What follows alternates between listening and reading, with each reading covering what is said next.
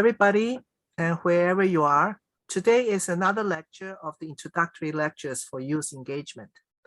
It focuses on 2030 development agenda and the sustainable development goals. And the speaker will be Mr. Emanuela Sapienza, who's a policy advisor on governance at the UNDP Global Policy Network, and will be accompanied in this conversation by myself, Li Jiayu, representing Center for Socio-Economic Development.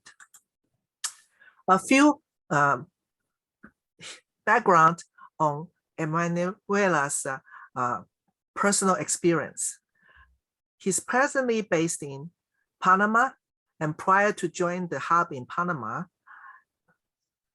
Emanuela worked with UNDP's governance team in New York, where he served as a global policy lead for civic engagement, and with UNDP's poverty group, where he focused on issues of inequality and inclusion. And before that, he managed programs related to different aspects of governance in Nepal, Sri Lanka, the Caribbean, and West and Central America. And besides working for the United Nations Development Program, Emanuela has worked for several UN interagency initiatives on human rights. And he has also been working with the UN AIDS in Geneva for many years.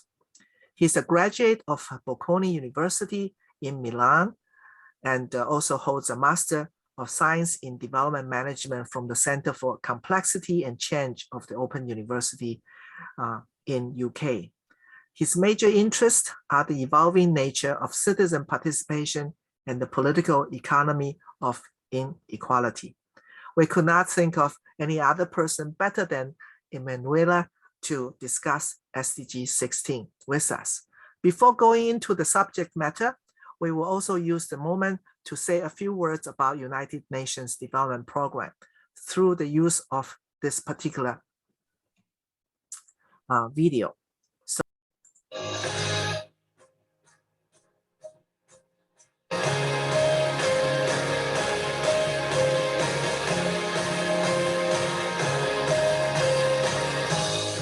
The United Nations Development Program started with the belief that everyone deserves a chance to live with dignity, opportunity, and safety.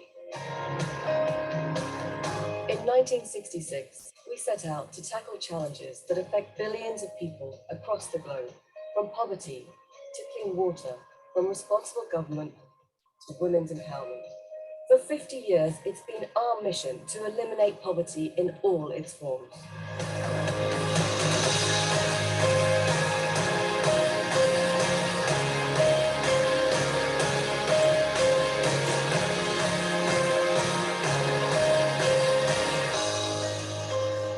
But poverty, conflict, and climate change remain huge challenges that threaten millions of people everywhere. At UNDP, we know we can overcome these challenges by targeting their root causes. UNDP's experts work on the ground, hand in hand with communities, governments, and civil society in over 160 countries, finding new and innovative approaches to improve people's lives. We know how to get the job done.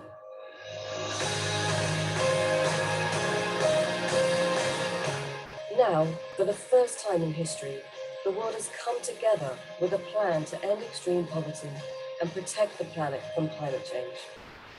The Sustainable Development Goals are 17 targets that provide a universal blueprint for future generations to inherit a world without poverty.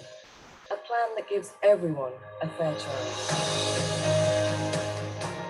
But we can't do it alone. We need everyone to join together, because we need everyone to finish the job. The United Nations Development Program and you can build a better future. We can be the first generation to end poverty and the last generation to face the threat of climate change.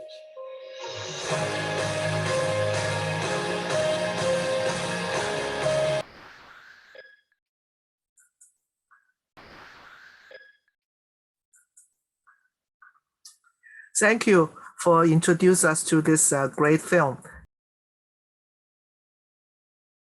To today's topic, and that will be looking at SDG 16, which is about peaceful, just, and inclusive societies. And I will give the floor to Emanuele to speak on why is it so important to have this particular SDG goals. Hi, Alicia, and first of all, thank you very much for having me and for reaching out to me for this important initiative. It is a pleasure to be with you and have this conversation on SDG 16 and why it is important for sustainable development. I will explain what it is and why it is important. Well, first of all, to say that SDG 16 is about promoting peaceful and inclusive societies for sustainable development, but also providing access to justice for all and building effective, accountable, and inclusive institutions at all levels.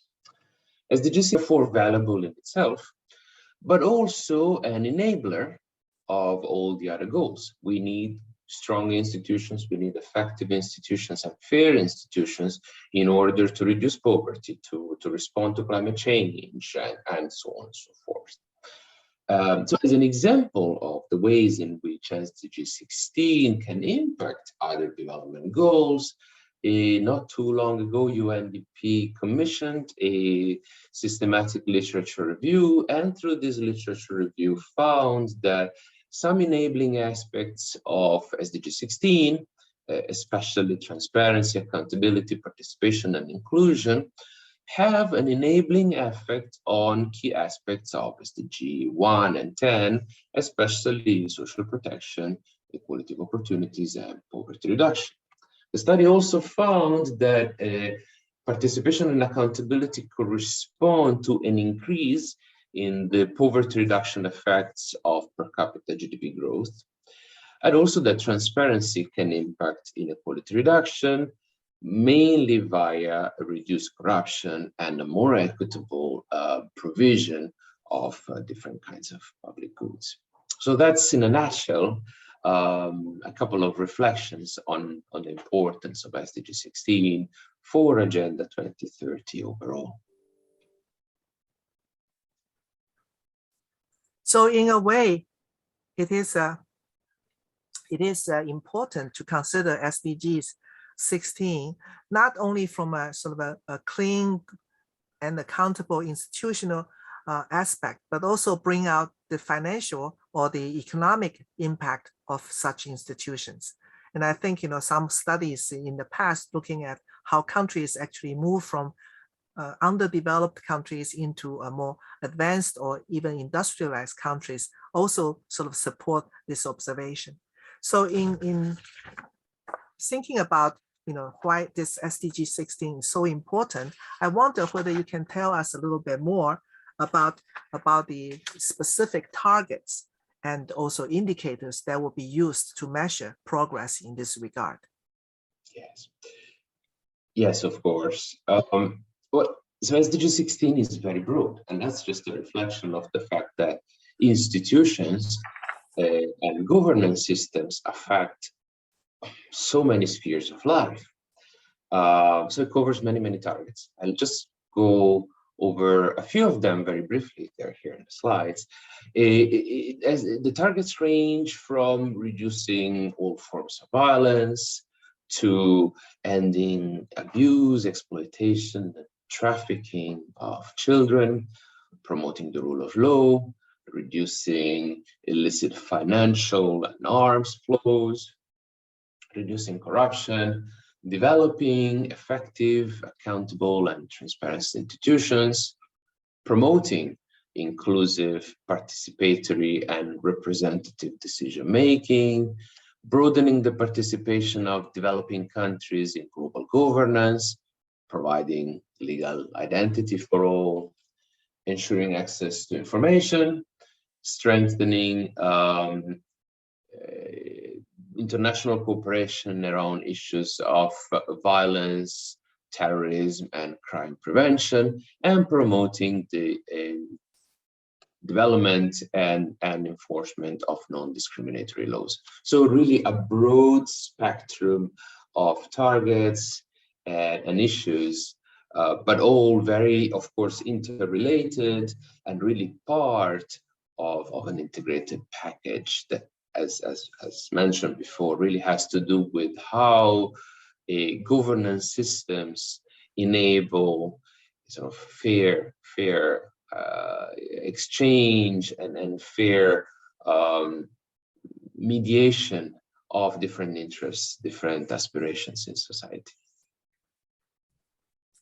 Yeah, this goal itself it's a very comprehensive, and it's very challenging. You know, and I know that UNDP and yourself personally have been working in improving governance in different parts of the world.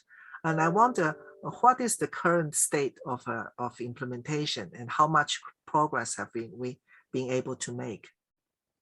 Okay, so let me show an image. This is taken from the SDG Index project, which is an initiative that is really tracking progress against all the SDGs and all the different targets around the world.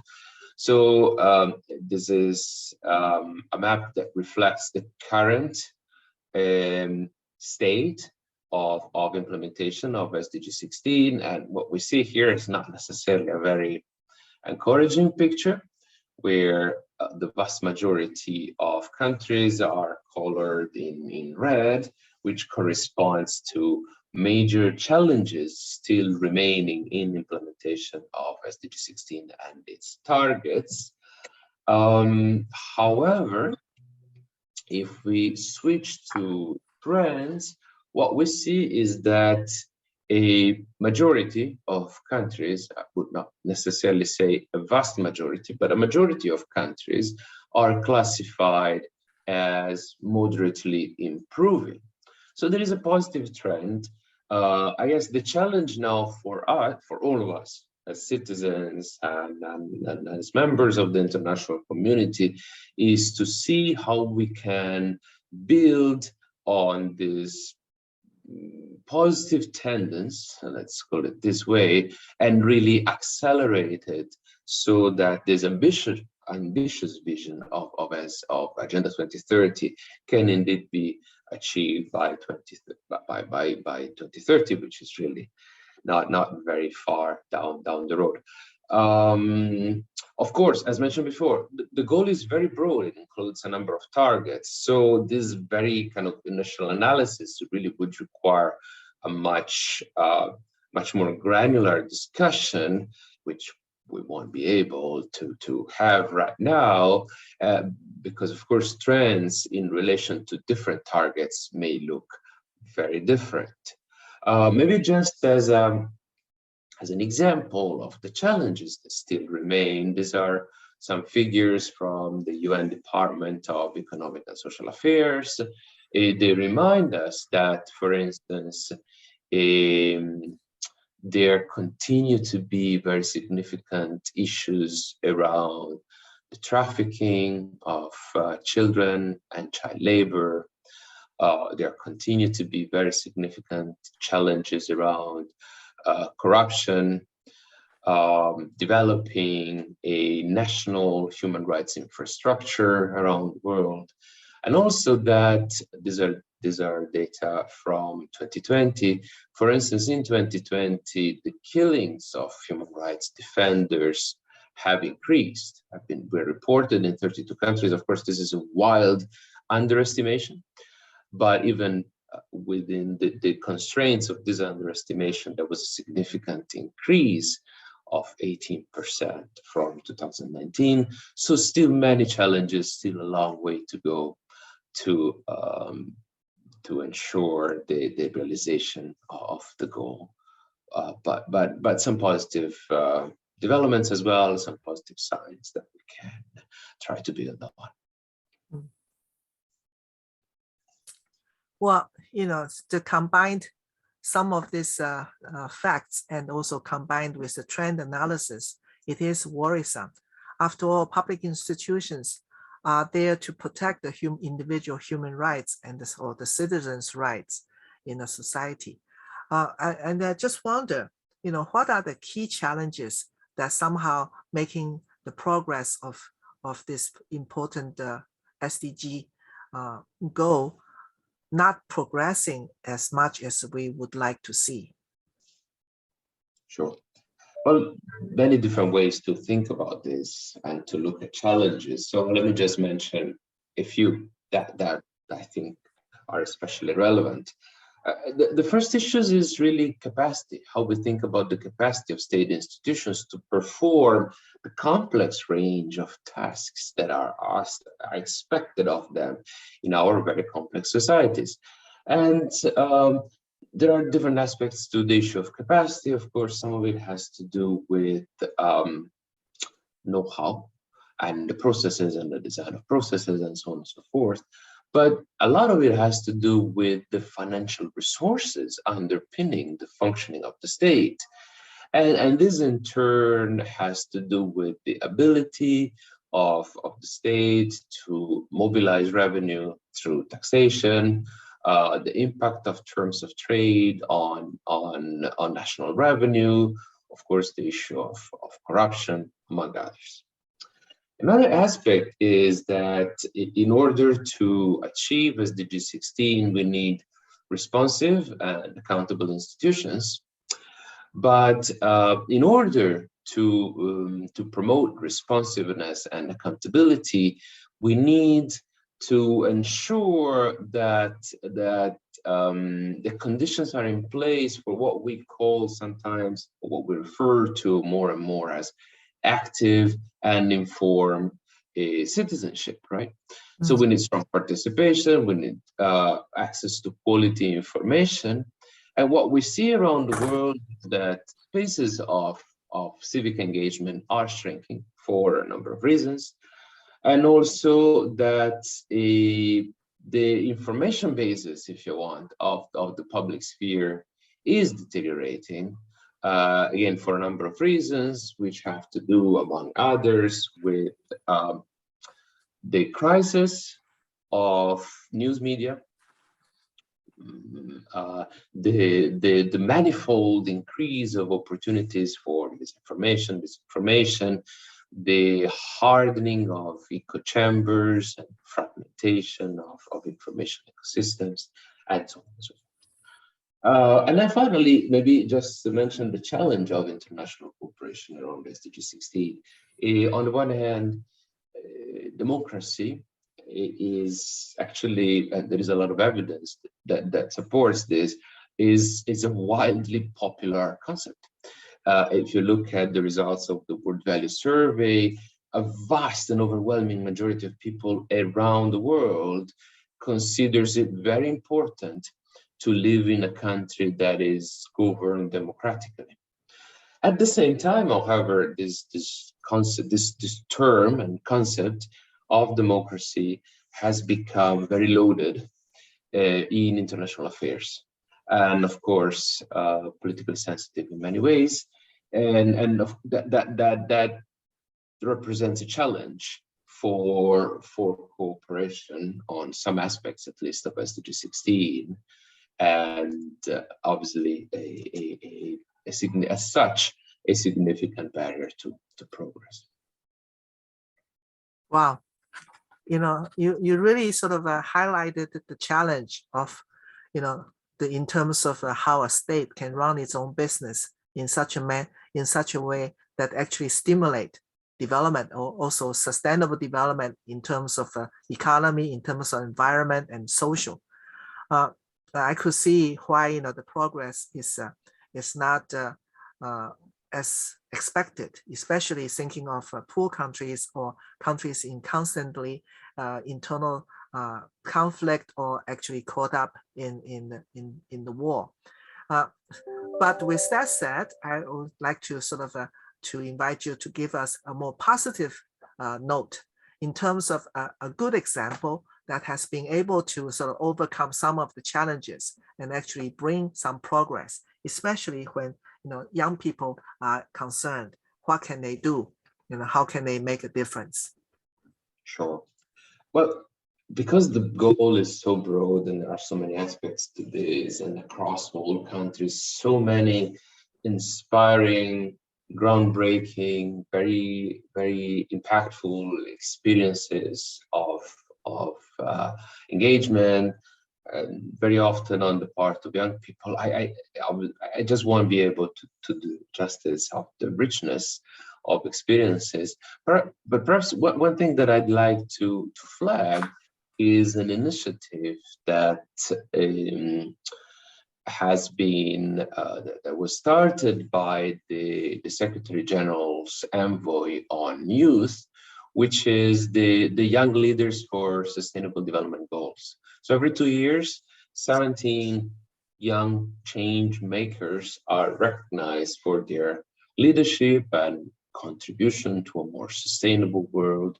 I have included the slide to the link to the website of this initiative in the slide, and there you'll be able to see many examples of how young people have been having a very positive impact on different aspects of SDG 16, from things that come to mind, promoting access to justice in Liberia, to promoting more diverse participation of including participation of minorities in public life in Australia, to many other initiatives that are, in my opinion, extremely inspiring and fantastic examples of what young people can do to support implementation of SDG 16. Founded and step up to the call of the Secretary General to get engaged. However, one has to sort of start from somewhere. Could you also give some advice to the young people who are interested, but who are also at the beginning stage of getting involved in the public matter, such as SDGs at the local level? What could they do to make a difference or to contribute to moving the SDG 2030 agenda forward? Sure. Well, so many ways to think about this and entry points. I guess the first thing is really get the facts. Try to document yourself and get information about the trends, the challenges, the opportunities, the root causes of different trends. And there are many sources within the UN system, but many, of course, also beyond. Then in terms of getting involved, there are so many ways in which one can get involved within communities that can have a global impact, but also through different types of action, of organizing, of volunteering, of advocacy. But also, I think it's important, and I think young people can really play a very critical role in this, raising awareness of, okay, what the SDGs are, but it's not so much about the SDGs, really what the vision behind the SDGs, the vision of a more sustainable, a more inclusive, more equitable future for all. And really raise awareness of this vision at different levels of society, bring new ideas into the debate on the SDGs, on the future of development, and demand accountability. The SDGs, after all, are a commitment that all governments made in 2015. So they're not a UN agenda. I think that's very important to stress, and then sometimes it is forgotten. They are not a UN agenda, they are a member states agenda.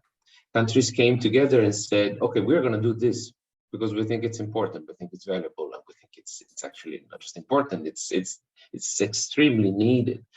And so I think it is important now for citizens, and perhaps young people have the greatest stake in this because it's really about the future, to say, okay, you said you were going to do this. how far are you really, and how are you planning to take things forward? And just perhaps to conclude, I guess it is easy sometimes, maybe even more so as a young person, to feel that politics, political affairs are something foreign and not necessarily very, not necessarily a space where positive change can be promoted and enacted, and sometimes that's the case. But at the same time, political engagement is the only way in which positive change can be brought about, and politics can be many things. Certainly doesn't stop with voting. It certainly doesn't involve only standing for office. There are many ways to engage with political life, and I think politics desperately needs active engagement of young people, and Agenda 2030 as well. So yeah, these are some thoughts, and maybe I'll leave it at that for now. Well, thanks, Emanuela, because I think what you just said is very thought-provoking. Because first of all, you suggested that young people should take interest to participate and to be informed, in their participation, so they could actually by discussing, by sharing ideas with each other, they could already find some ways to improve some of the local challenges that they are confronted with in their daily life. Because one of the things that you mentioned, SDG 16 is about delivering public goods. So I thought about water, education, roads, transportation, electricity, and sort of the list is endless. So to me, I think, in order to be engaged in the SDG 16, one of the things is to start to ask some questions. How can we do it differently? How can we do it for more people? That seems to me will be a good starting point. Absolutely. Yeah, and I think we also should ask for your studies and your research papers concerning participation, which is a very big topic. And I thank you very much for joining us today to give your views and the insights into SDG 16. It helps us greatly to understand what this particular goal with its complexity and also implications. So I want to thank you once again for sharing your thoughts and your time with us. Thank you. Thanks to you. It's been a pleasure.